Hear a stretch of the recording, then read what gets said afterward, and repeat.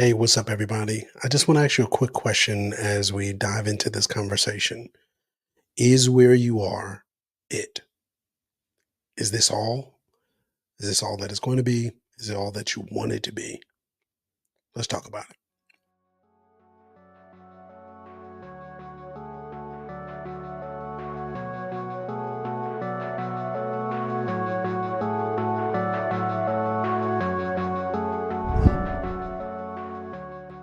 Hey, what's up, everybody? And welcome to the Focus on Greatness podcast. I am your host, Hiram Roche. And as always, it is truly an honor to be able to be here with you, my greatness tribe. Hey, listen, we're going to dive right into this dialogue of conversation. It's something that I actually woke up with the other day and wanted to make sure that I share with you this heart, this thought that kind of was on my mind. And so I'm going to read this verse of scripture and then we'll dive in to this context. And I believe in hope that is going to be able to help you, push you as we kind of get ready for this transition of our year where we are preparing for this next year. We're preparing for 2025. And no matter when you're listening to this, when you're viewing this, this is something that can actually be effective in your life no matter where you are throughout the year. But I believe it's important as we get prepared to be able to step into what we always do in the month of October, where we start looking at what is our vision for the next year. And so this, I believe, is going to be helpful for all of us. So in John chapter 10, verses 10, this is what it says. It says, "The thief cometh not but for to steal and to kill and to destroy.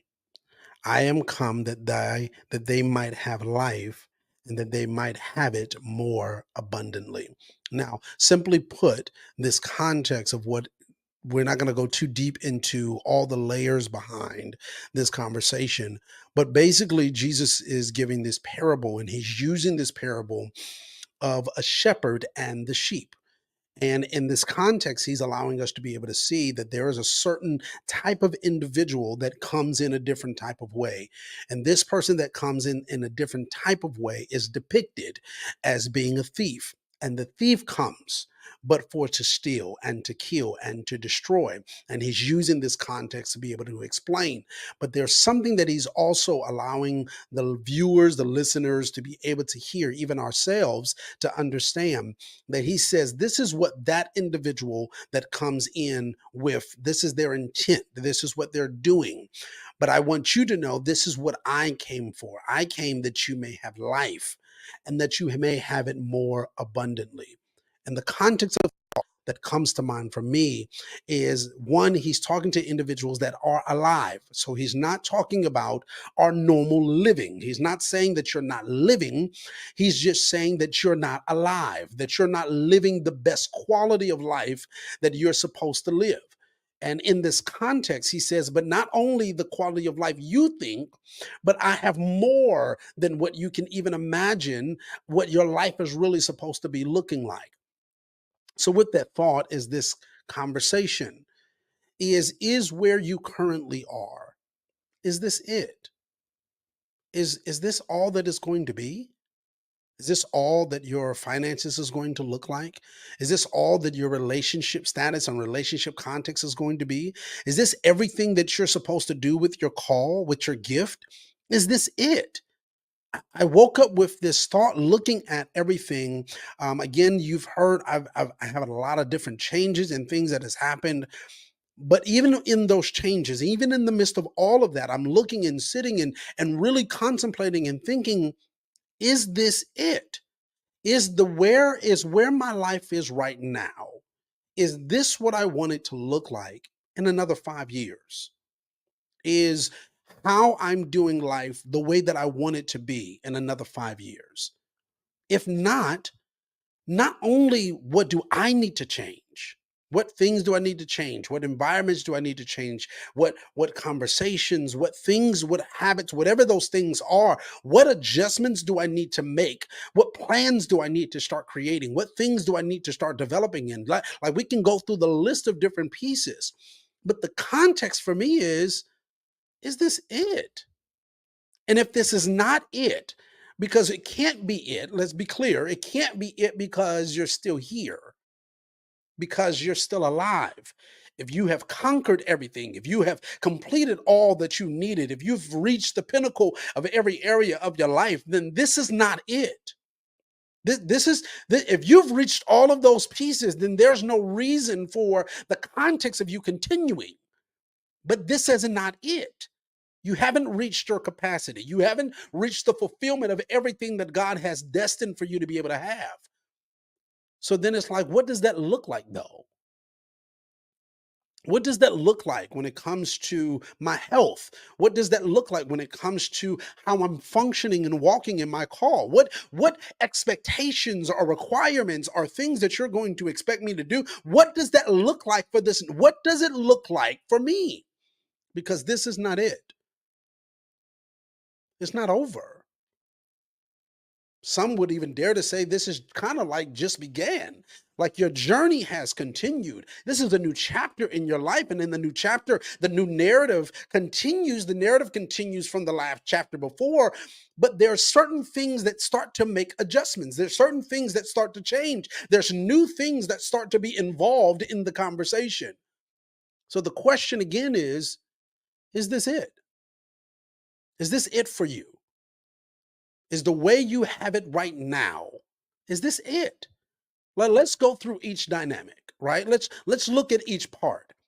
Is the job you have, is that where you want to be in 5 years? If it's not, then what are we doing? What do you need to do? What plan do you need to put in place? What conversations might you need to have? Because again, you might be a husband and you have a responsibility of a household. But if you're saying in another 5 years, I don't want to be in the job I'm in, you need to sit down and have a conversation. What does that look like for you in another 5 years? When it comes to your financial status, if where you are financially is not where you want to be in another 5 years, what do you need to do? What do you need to do different? Do you need to save more? Do you need to change your spending habits? Like, what do you need to do? Do you need to be able to create stuff, new things, innovative things, so you can be able to bring in more income into your house? What do you need to do if you're saying this is not it? This ain't over. When it comes to your relationship, if where your relationship is right now is not where you want it to be, if you're married and you're talking and the where your relationship is going currently, that's not where you want it to be, what are you willing to make adjustments on? What conversations do you need to have? Sit down, have the dialogue. Like, let's talk this thing out, because this is not where I want us to be, and I would be wherever in another 5 years. Like, build that conversation out. But if you're single, what does that look like for you? Hey, look, I don't want to be single in another 5 years. Or, hey, the person I'm talking to, or this person, these type of individuals that I've been talking to might need to adjust, might need to change based upon where I'm going. Like, you need to be able to think these things out, because again, this is not it. This is not all for your calling. What does that look like in another 5 years? Now, again, we can make plans. We can be able to write things down, create stuff out. But we also need to make sure that we're leaning into what God wants to do. Okay, God, are you making adjustments in this area over here in this space? Like, what adjustments need to be able to be had according to the assignment that you have for my life? And I'm willing to make those adjustments. I'm willing to make those changes, because I want to be able to walk in the fullness of what you have for me. But what does that look like though? You might not have the whole picture. No one has the whole picture. Nobody has the full thing of what this is all going to look like. But what you can do is say, this is not what I want. This is not where I want to be right now. No, I don't want to continue to do this same stuff another 5 years. I don't want to continue to do this another 30 days. Like, whatever that is, let's make the adjustments, write it down. Let's put it down on paper so we can be able to say, this is where I want to go. I don't want my life to continue to look like this. I don't want to continue to just accept these type of things. No, I want to live the fullness of what I'm supposed to have. Now, understand that as I'm looking at this, understand that as I'm going through this, that means there are adjustments or changes that's going to end up happening that everybody will not agree with. Matter of fact, let's be clear, you might not agree with. You might not like the adjustments that need to be had.